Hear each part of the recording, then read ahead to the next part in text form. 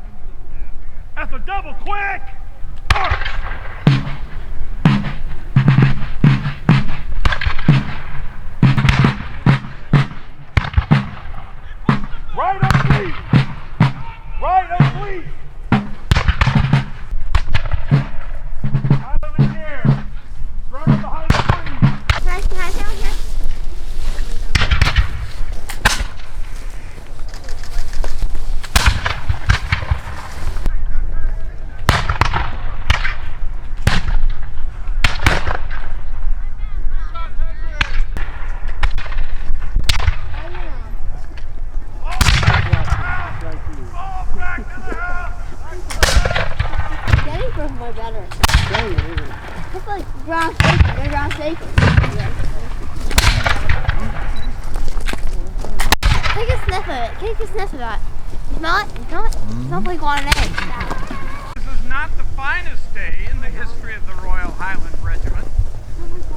Sir, you obviously have never been to Fort Carry-On. We have seen far worse days, and yet we may see them again. Regardless, we seem to have reached an impasse. We have ceased our fire on this unlawful assembly, and we have taken one of your men prisoner. We shall stand down. Yeah, I kept seeing one. Bring the man forward.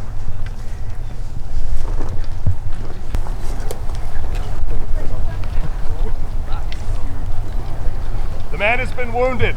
A surgeon is more than likely needed. We will release him to you, but his firelock, which was used illegally against His Majesty's forces, will remain in my possession at Fort Loudon. King's soldiers are not allowed to hold private property. The King's soldiers have seized an unlawful firelock that was used against His Majesty's forces. It goes back to Clause 39 of the Magna Carta. Law is suspended when acts of insurrection are carried against His Majesty's forces. This is I no bid you good insurrection. day, Justice. Now that I can see them. Unlawful. March! They're mad. They're mad. They're sad. If you're still on the road, you should get.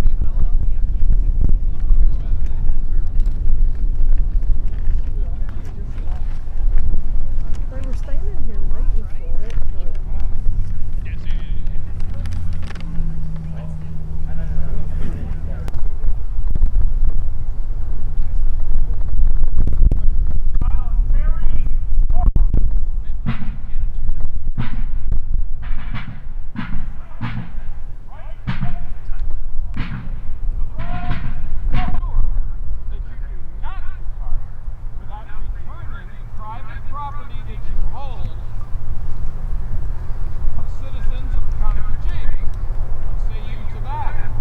Justice Smith, you very well know that I am in no position to make such offers of returning arms that were used in anger illegally against His Majesty's troops. And such arms, if we depart, will be taken with us to Fort Pitt, where they can be legally retrieved by an officer of His Majesty's army. Well, sir, I would have to say that I don't think you have a very good reputation as a prophet, and I doubt that you shall be able to bring that about. It would be my advice to you and to your commander, whoever seems to be absent, Lieutenant Grant, to turn over the firearms that do not belong to you and never did to their rightful owners. You and your band of brigands yourself have not only taken and seized the property of private citizens of Pennsylvania, but you yourselves have destroyed it. That's hardly the case, sir. Perhaps we should put it to the test in another way. What say you? General Gage himself has been made aware of our situation here, and any further action or injury done to His Majesty's troops will go to the Commander-in-Chief of the forces here and will be met swiftly and effectively. I challenge you, Justice Smith, are you truly willing to place your lives and reputation on such weighty goals?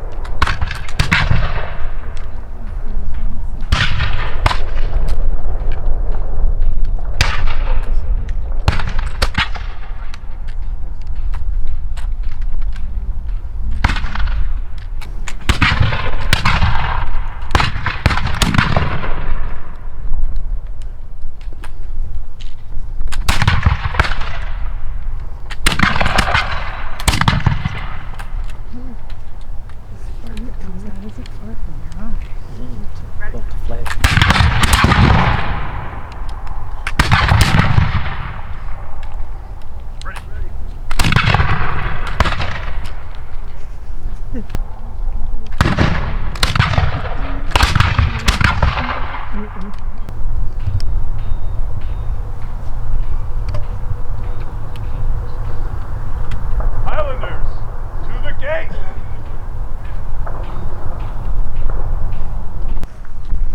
I guess we're about to go down there.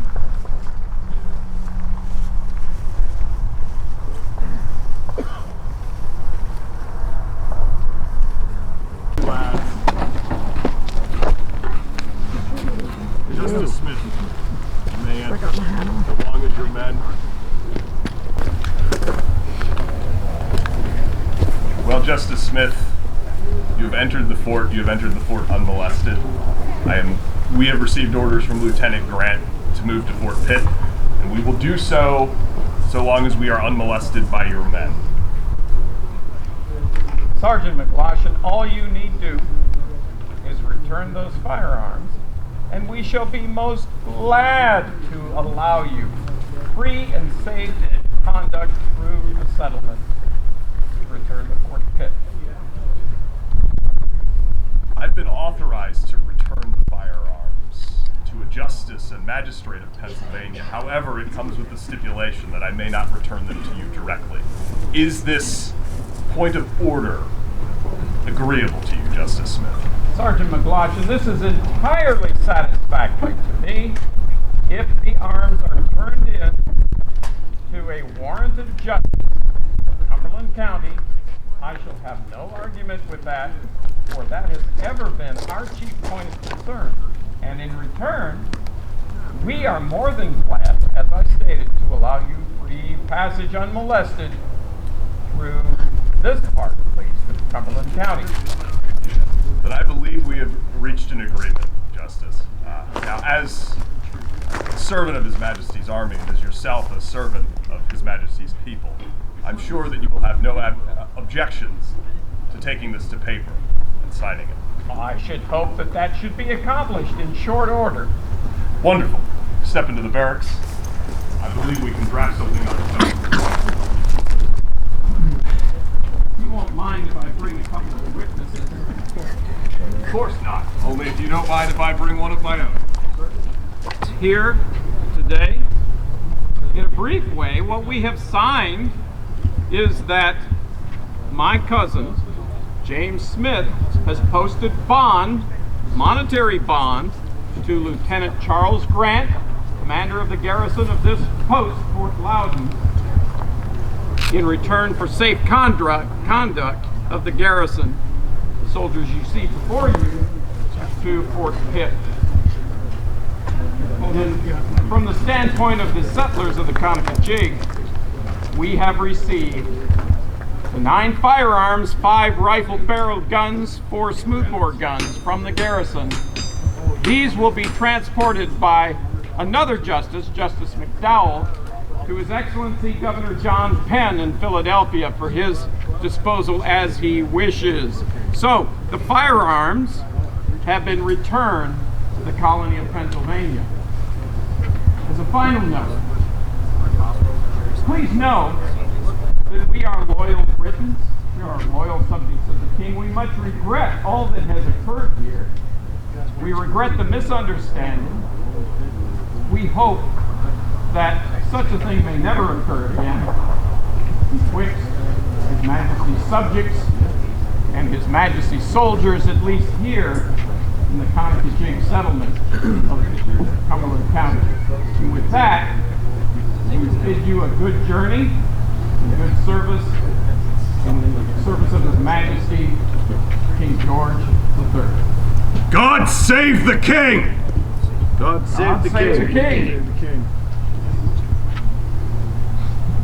Highlanders, shoulder your firelocks.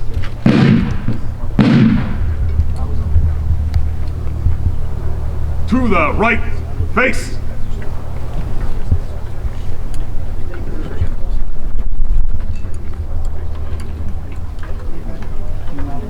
Lead on me. March.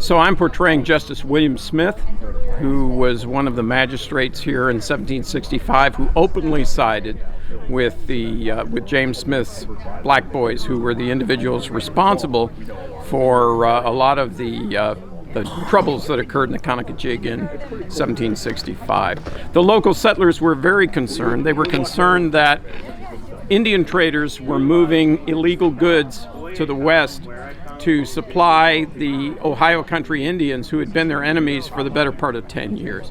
Almost all the families here in the Conococheague settlements had seen problems with Indian war parties, houses burned, families destroyed, people killed, children dragged off into captivity in Canada.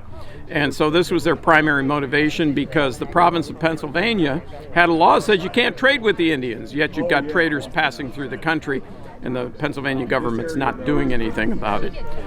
The Crown also, the proclamation of 1763, had directed that only the governors of the individual colonies could issue licenses to traders to trade with those same Indians, and clearly the traders were passing through individual colonies and carrying that trade, and clearly for profit.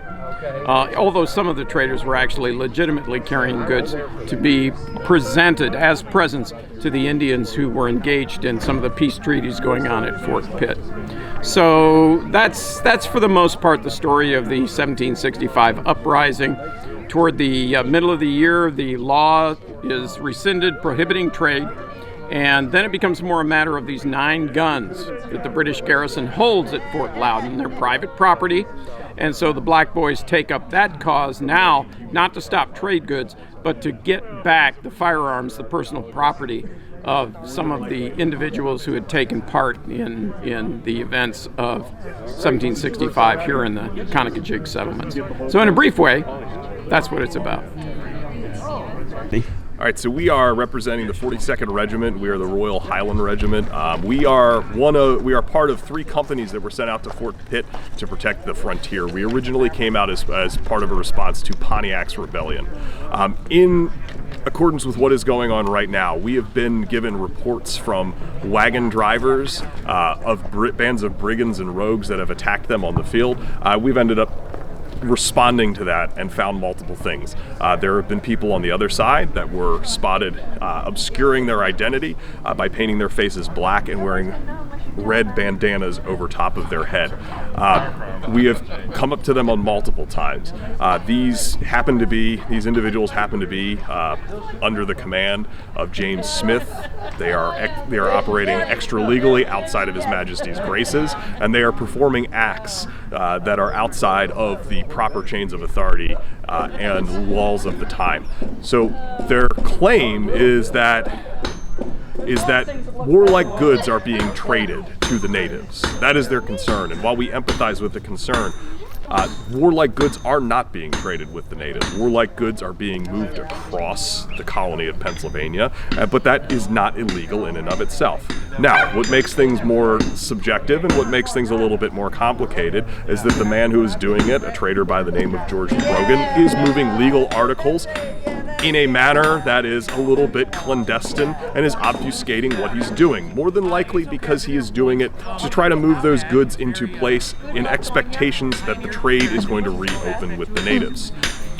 General Gage, who is the commander-in-chief of British forces in North America, states that what he's doing is legal, but he's doing it in a very foolish way because he's setting himself up for failure and for people to wonder what he's doing. But he is not breaking any law.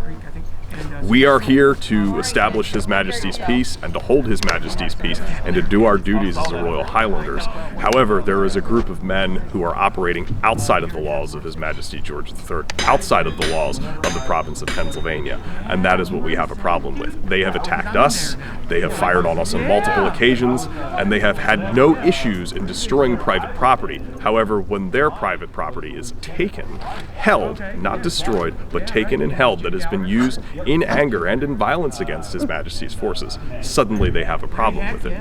But to destroy the private property of citizens that they do not feel agree with their cause, they have absolutely no problem doing it.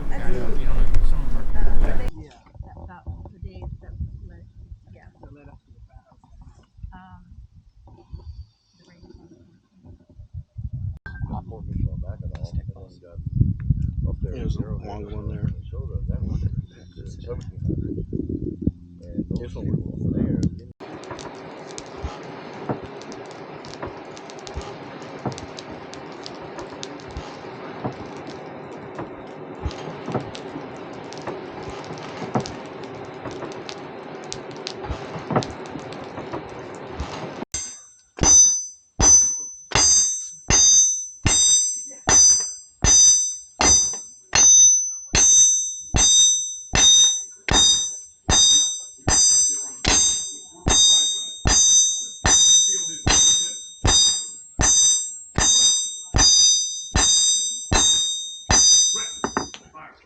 Watch out.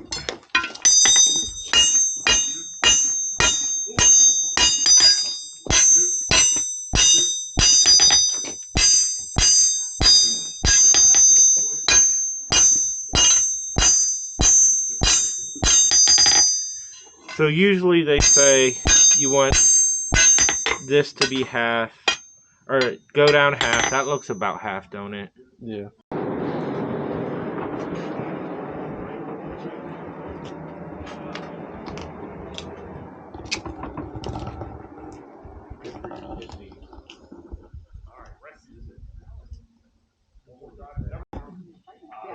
Yeah. You had to be able to have your clothes work no matter what page you were at. The paper you can throw down. But other than that, make sure that your firing lanes are clear. You saw